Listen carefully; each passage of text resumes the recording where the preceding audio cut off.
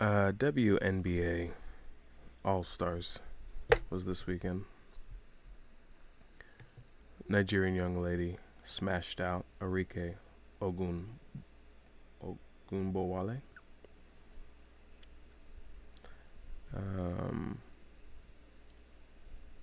And it was interesting. Of course, we all came for the Caitlin Clark show. That's why I'm watching the WNBA. I don't really care what anyone else has to say about it. My life's not about you. Okay? I don't have to watch basketball at all because it's a game. But now I'm interested because of the protagonistic arc of a young lady. You know? And do you know why we like protagonists? Because they work hard. You say, oh, everyone else didn't work hard. No, we're not even thinking about everybody else. If I think about one person who works hard, I'm supposed to think about everyone who's worked hard in the history of working hard. Margaret Magungagu from BC 739, who worked her booty off to make clay plots. Oh man, I got myself. But I have to say, this All-Star game, I think, is the singular best game of basketball I've witnessed since the 5th grade courts. Me in 5th grade, watching the other amazing 5th graders. No, I'm just joking. But yeah, when you're that young, everything's amazing. But this was a really great game. Caitlin Clark, I thought she did great. 10 assists. Super awesome. She's a rookie, so she has plenty of time. I think the pressure was hard, and then I think if the Olympic team proved themselves in any kind of way, it was shutting down Caitlin Clark, because they really did shut her down. She got 7 shots off, and she missed all of them.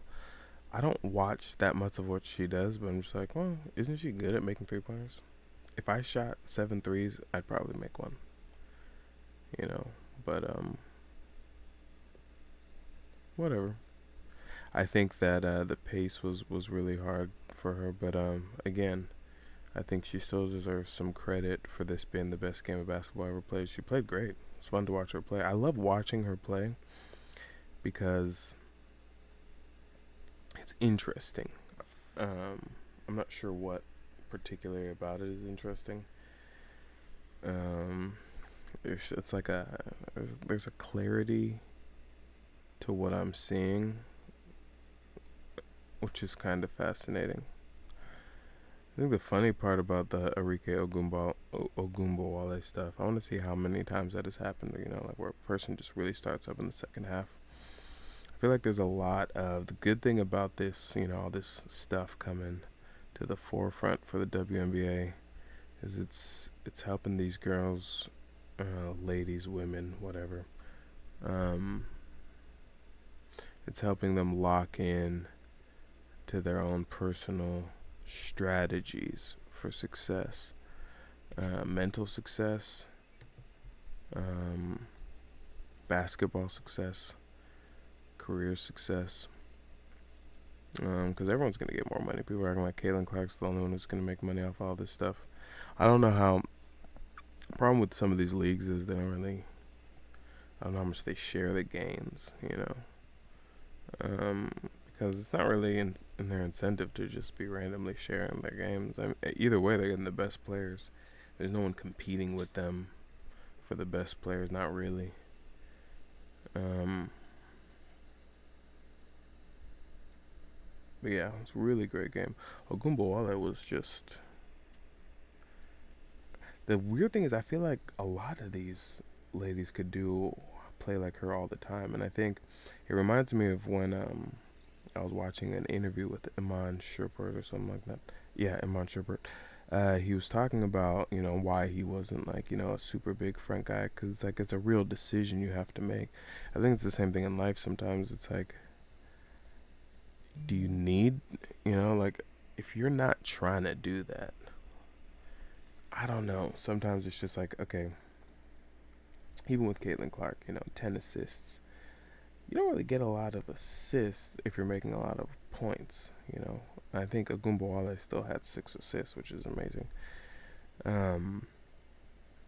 So I'm not really making that much of a comparison between that on that point, but it is just interesting to me, what role you're going to decide to play on a team, because putting the ball into the hoop is one of 5 roles. There will only be one person scoring per play.